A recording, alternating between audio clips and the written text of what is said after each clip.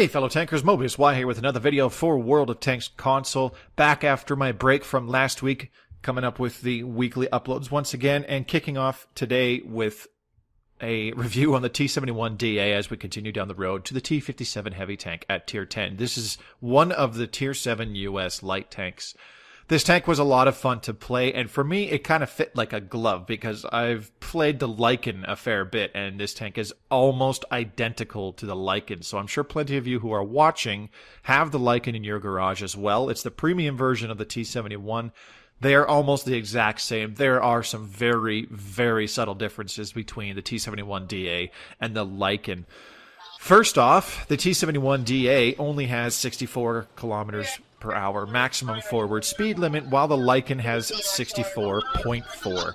So a very minor difference, not a huge deal.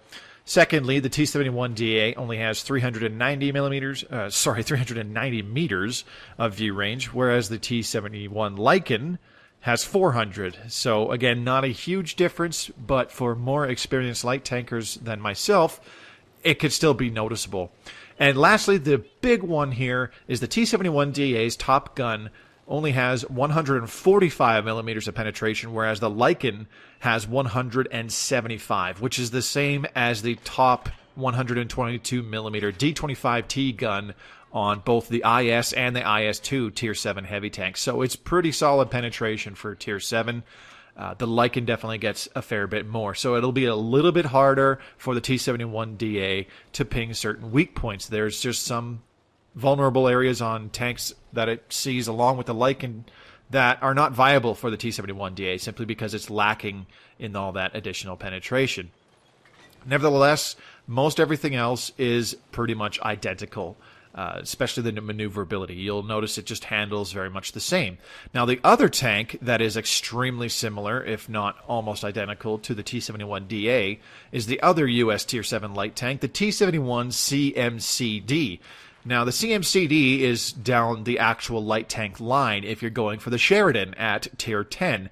And it also has a few differences with the T71 DA. Now, the CMCD has the same engine and the same gun when fully upgraded to the T71 DA. The differences are the tracks and the turrets between the two tanks. This means that the CMCD has different traverse speeds with both the tracks and the turret, as well as slightly different gun handling compared to the T71 DA. The T71 CMCD actually has better traverse speeds in both the tracks and the turret. It has a slightly better aim time, slightly better accuracy, and a slightly better rate of fire. So performance-wise, it has a bit of a leg up over the T71 DA.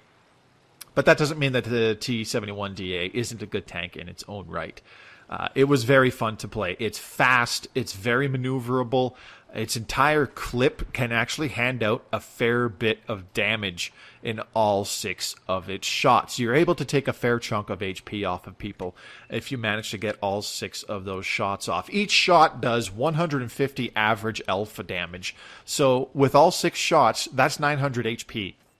That is most of the HP on any Tier 7 heavy tank, since they'll have about 1,300 or so HP, and Tier 8 medium tanks will have roughly around the same amount of HP, 1,300 to 1,400 even.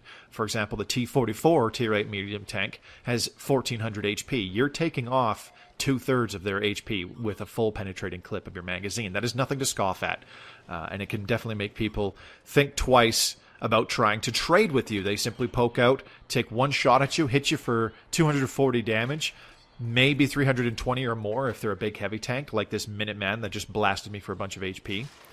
And in return, you can blow your whole load, shoot off your whole clip into them for some damage, and take off 3 times the amount of HP that they just dealt to you. Then you have to simply retreat for about 20 seconds and get your reload off so you can repeat the process. So that is a major advantage that the T71 DA has at this tier for its firepower potential for a Tier 7 light tank. It's not really anything to scoff at. 900 HP is also enough to take a big chunk of health off of a Tier 9 heavy tank. You'll take off about half of a Tier 9 heavy tank's HP if you get the opportunity to shoot your whole clip into them. So as previously mentioned, the T71 DA, it's It's quick, it's maneuverable, it's really nice.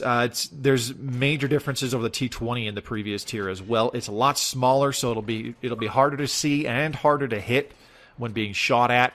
But it also doesn't really have anywhere that can cause a bounce that isn't an auto bounce. The maximum armor on this tank is only at most 30 millimeters, not even 25 millimeters, as a matter of fact. So HE rounds will normally wreck this tank with a full penetration because they'll just do so much damage and can potentially knock out a lot of modules and or crew as well to cripple the performance of the tank.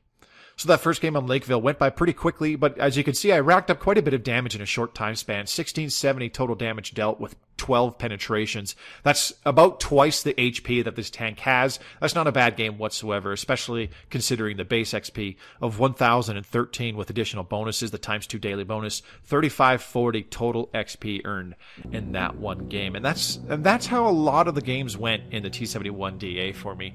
That's just how nice this tank was to play. Pretty much copying what I would do with the Lycan. Just initially play to be a bit of a pest, light up enemy tanks, try to get some assisted damage. Maybe if I can stay unspotted so that nobody can counter shoot me, get some initial early damage in as well. On people still trying to move in position, maybe to try to get some side shots into them, or somebody who is way out of position, possibly take them out of the game, such as a light tank that just gets way too greedy, trying to go for too many spots too early in the game. That's one of the other nice things about the T71 DA's firepower, is that you essentially can neutralize any enemy light tanks that are of the same tier as you, since they have about the same HP as you. It's very possible that you get a few too many low rolls and they'll survive, or if you miss one or two shots, it's likely that, again, they will survive and possibly be able to chase you down and kill you. So you got to be cautious about that, but it's still very, very doable with this tank. So let's go ahead and take a look at some stats and equipment and whatnot, but first off, we'll take a peek at the different packages. So when you start off, the T71 DA gets a 76mm gun, which is pretty much the same as you get on the fully upgraded T20 tier earlier.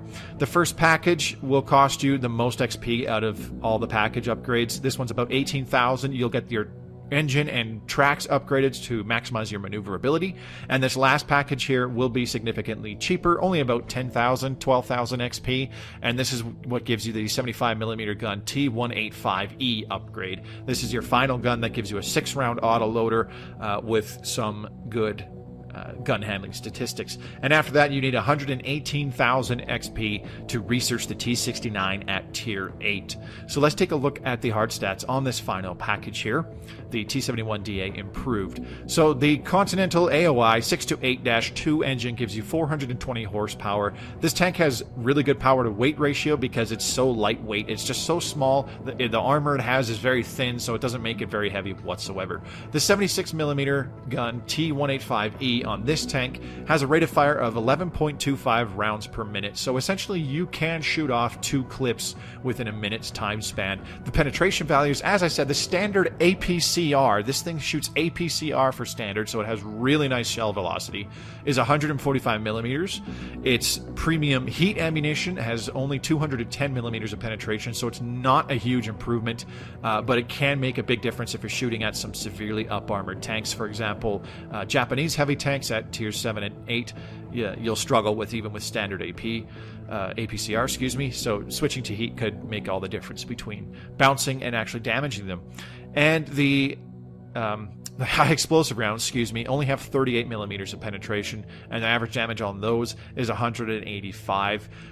I didn't really carry very many of these because the long reload doesn't really warrant shooting this whole thing off. There was the odd time where I was able to switch to it because I had the opportunity to shoot a whole clip into a very healthy Borsig, for example, farming lots of HP and lots of XP because of all the damage I'm dealing to a higher tier. So keeping one clip handy can be useful, but for the most part, not really worth it. Now the aim time and accuracy, 2.1 aim time, that's solid. It's slightly above average, the average of 2.29, and the accuracy, 0.39. Not great, but it's definitely usable, just a tad below average. The track traverse, 56 degrees per second. That is really, really good, even for a light tank. Obviously not as good as the T71 CMCD, but you know, it's nothing to scoff at either. And the turret, as I said, this thing has no armor, and the turret armor kind of hints at that. 22 millimeters all over the place, so easily wreckable by a high explosive round, and you will not get any bounces unless it's an auto bounce. The traverse speed of the turret is 42 degrees per second, and the view range, as previously stated, 390 meters, and the signal range, 745 meters. Very easy to communicate to the rest of your team who you have spotted on the map. They should be able to see it because your radio range is actually quite good on this tank. Let's go over the equipment and supplies that I use. Starting off with the supplies, I mostly brought APCR in with this tank. 36 shots, that is 6 clips. 18 rounds of high explosive, that's 3 clips, heat, excuse me, 18 rounds of heat, wow. That is 3 clips of heat ammunition for those thickly armored targets. Like I said, Japanese heavies, or even going up against something like a VK-45 Bravo, or VK-100P at tier 8. Some of those super heavy tanks can be very tough to get a penetrating shot on, so bringing some heat is really nice. And high explosive, as I said, only 1 magazine, 6 shots. Very rarely using these, but it did come in handy a few times to help try and farm some extra damage and earn some more XP by shooting higher tiered tanks that have no armor, like Waffle 4s, Borsigs, some artillery. Consumables, very standard, small repair kit, small first aid kit, and an automatic fire extinguisher. I recommend the automatic fire extinguisher at this point, as it will help reduce the chance of fire on this tank, as it's still fairly high. It's 28-25%, if I recall right. Still pretty high up there. It should be the same value as the T20, a tier lower, so the automatic fire extinguisher should be really nice. If this thing gets hit in the engine, you'll have to burn that repair kit and fix your engine, but also it could be a chance that your tank catches fire. You don't want to take any fire damage in this tank because you don't really have a heck of a lot of HP to work with. And lastly, equipment that I used on this tank to make it work for me. Again, going with the mentality of scout first, I went with improved ventilation and coated optics to maximize the view range as much as possible. And lastly, I went with vertical stabilizer to improve the gun handling as best as possible. This thing doesn't really have very good dispersion on the move. It's very tough to hit things when you are driving around. Apart from that, I do not recommend any other equipment unless you are more of a passive scouter and you like the camouflage net and binocular telescope combination. Apart from that, as I said, nothing else really comes to mind except for maybe an enhanced gun laying drive, but the aim time is good enough on this tank where it really doesn't warrant it, and besides, a vertical stabilizer is better anyways. We'll take a look at just a few other additional stats on this tank as to why it's so workable. Taking a look at some of the modules here in the garage. So, as I said, the power to weight ratio on this tank is really good. 24.76 horsepower per ton. That's quite high. Kind of normal for a lot of light tanks, though. Top forward speed, 64 kilometers per hour. As I said, reverse speed, 23 kilometers per hour, so easy to back up if you find yourself spotted, and driving forward would simply expose you more. And as I said, fire chance, 20%. That's not very good.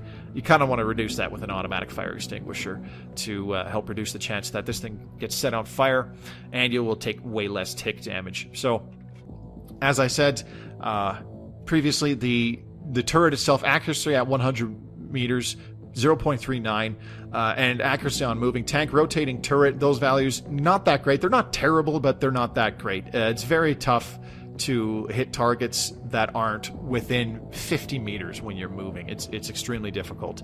The max gun elevation is 20 degrees, not great, but still workable. The max gun depression, 7 degrees, so it's not as good at peeking over hills and getting cheeky shots in as, say, the T20, which has 10 degrees, which is excellent, but it's still kind of workable. It's the same gun depression as a lot of US and British tanks get. For example, the Conqueror at tier 9 gets 7 degrees, so that's not too bad. Not too bad at all there. And again, the actual turret itself, pretty good traverse rate at 42 degrees per second, but it's quite a bit lower than the track traverse, so the tracks will outturn the turret. And with that being said, we'll get into the very next game here. There's not much else to look at. No need to look on tanks.gg, for example, for hard points and armor, because this thing has none. You are not even going to get a lucky bounce on quote-unquote thick plating because there is 0. The maximum armor thickness is 25 millimeters. This tank does have a lot of interesting sloping on its hull, so you can get some auto bounces, but if you get more than one, consider yourself stupid lucky. because they're obviously just hitting you at such a sharp angle that is simply auto-bounced off. And even then, most guns will be, at this tier, most guns will be triple overmatching you. You have less than 30 millimeters of armor, so anything with a 90 millimeter gun, which includes some tier 6 tanks, for example, the M6 tier 6 US Heavy tank, has a 90 millimeter gun fully upgraded, so it's triple overmatching you already. So the odds of an auto bounce are already quite slim if you do get hit. So the best way to just not take damage is to simply not get shot. Play that vision game early on. Try to get some early damage, get some early assisted damage, help your team out by bleeding some HP off of enemies before they're even in a good position to properly defend themselves. So, 40 seconds into this second game here on Vanco Winter. So, in the previous game, I was playing very patient, of course. This game, also trying to play very patient. Not seeing anybody coming over to the forest on my left, so I'm getting a little bit more aggressive, trying to spot out who actually went towards the town, if anybody was there, or try to get some spots on whoever is over on those hills. Already gotten one tank detected and an enemy spotted target hit ribbon, excuse me. So upon not seeing anybody over here, I decided to push my luck, see how far forward I can go, and if I can actually slip behind the entire team here and either get some damage in on their tanks that are over here on the hill or possibly take out their artillery. This is a really nice situation for a tank like the T71 to be in, because it can be a major pest if you manage to get behind enemy lines. The same can be said for just about any light tank in the game, but since the T71 has such a high clip damage potential, it can take off a lot of HP in a fairly short time span if it manages to get itself in one of these positions. So pulling forward, I spot their artillery. It's a Hummel. Unfortunately, he's close enough where he spots me as well, so I get lit up. And at that point, it's probably likely that there's people behind me that are aiming at me, so I need to take him out quickly. I missed one of my shots, but managed to take him out with the other 3. Already getting some damage in and taking out the enemy artillery. So that should help anybody who is pushing over on the hillside, although on the minimap, it doesn't really look like anybody's really gone that far forward in this direction. So the Chaffee having spotted me, I'm on a reload. I just need to get out of here, get out of his range, get away from his gun. He takes a big chunk of HP off of me with one shot. Very likely that somebody else also hit me as well from somewhere up on the hilltop. So I just need to get out of his vision range and get unspotted. And at that point, I can start to linger around a little bit more. By the time I get unspotted, my clip is back, so I can start to turn around and be a little bit more aggressive again, looking for some interesting side shots. So skimming about, battle doesn't look like it's going too well. We're actually down a tank, but more importantly, the other team currently has map control because most of their heavies pushed over on that left side to my left now. Obviously, our base is right from the spawn, but they've essentially got control of that area because all of their heavies are stacked up over there in one big group.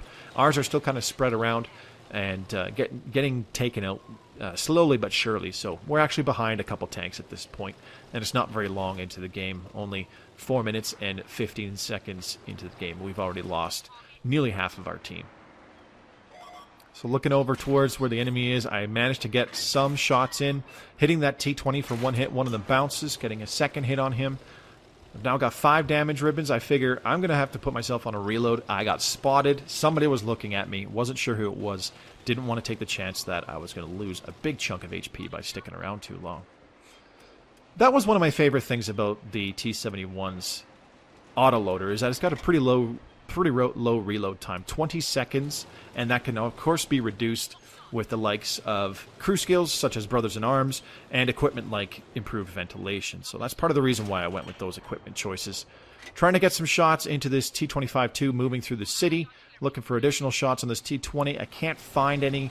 We are down to 5 tanks while they still have 8. So it's looking pretty grim at this point. I've fired off 1 shot already, so I see I can probably get some side shots on this enemy IS Tier 7 Heavy tank. I get 1 penetrating shot, 1 of them bounces, 2 of them bounce, 1 only hits his tracks. Last one also hits his tracks, and he's able to light me up. So I need to get out of there. I'm quite low on HP. He could very easily take out more than half of my remaining HP. So I need to get out of his view range, finish off my reload, and then start to retaliate and push back a little bit. So there's an enemy medium tank on our flag. And even though I'm on the other side of the map, I know I need to do something about that. The enemy T20 is down to a one-shot, so I tried to ping him to try and get somebody to focus on him and take him out.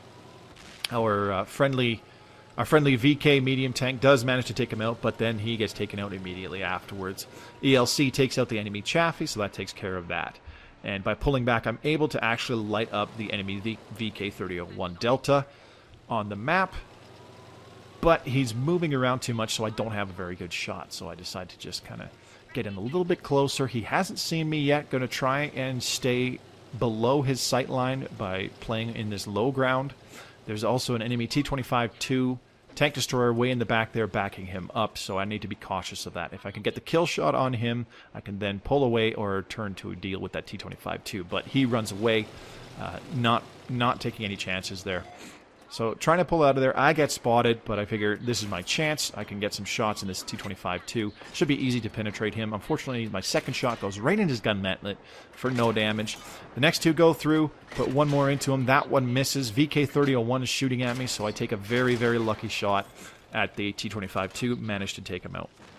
VK-3001 tracks me. I simply fix it because I don't want him finishing me off. There's a Tiger 1 in town that was very close to having shots on me. The Minuteman over there could very well had shots on me. So I know the VK-30 and the Tiger 1 are essentially one-shots. I could be going to take them out. VK-30 takes some more HP off of my tank. Unfortunately, I decide to pull back and try and help out this ARL V39. He gets himself in a pretty poor spot, but he doesn't really have much to do about it. He's pinched by both the IS and the Minuteman, both of which can easily take him out in just a couple of hits. So he tracks the Minuteman. Minuteman takes him out. I try to get some shots onto the Minuteman. I know I only have time for about 2 or 3 shots, so I get 2 off, and then I just back off, because he's probably reloaded by now, and he can kill me in 1 hit. And trying to pull away from the IS, major misplay. I pulled up in front of the Minuteman's gun, and he's able to take me out. So had I simply stayed low and taken the low road to try and get around those guys, much better chance I could have survived that. But also, had I simply turned to deal with the VK-30 and the Tiger 1, I could have very well taken them out and turned it more into a 1-on-3 instead of a 1-on-5. Finishing that game with 1,667 damage dealt. The ARL V39 that I tried to help out and close the game out with, getting over 2,000 damage dealt, so not a bad game for the two of us there. Overall, okay performances in both of those games, and those were largely very, very average kind of games for me with this tank because I was just so comfortable playing it. It just felt so familiar because of all the time that I'd spent playing in the T71 Lycan as well. I don't have a huge amount of games in the Lycan, but I have played it a fair bit. So those of you who have the Lycan and you are going for the T57 Heavy, you'll find this tank feels extremely familiar. You do have to be aware that the standard APCR does have 30mm less penetration, so some weak points that you could easily pen with the Lycan might not be as easy with the T71 DA. The general gist of it is to just play as you would most any other light tank. Initially, just start off, play patient, wait for your moments, and pounce when the opportunity arises. And it can be very easy to rack up a good amount of damage with this tank, especially because it has really good burst damage. The general gist of it is, you know, don't play like this and then do one of these, because then you wind up dying super early.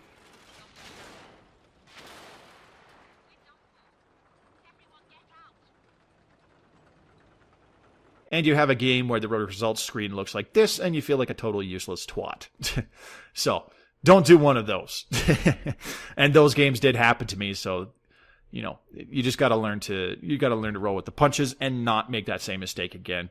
Anyways, I hope you guys enjoyed this review. We'll hopefully see you soon with a review of the Tier 8 T69 US medium tank. Thanks very much for watching. This has been Mobius Y for World of Tanks console. If you enjoyed this review and you would like to see more videos like this one, subscribe to my channel and click that bell icon to be notified every time I upload a new video. I upload a new World of Tanks console video every Friday. I'll see you on the battlefield. As always, happy tanking.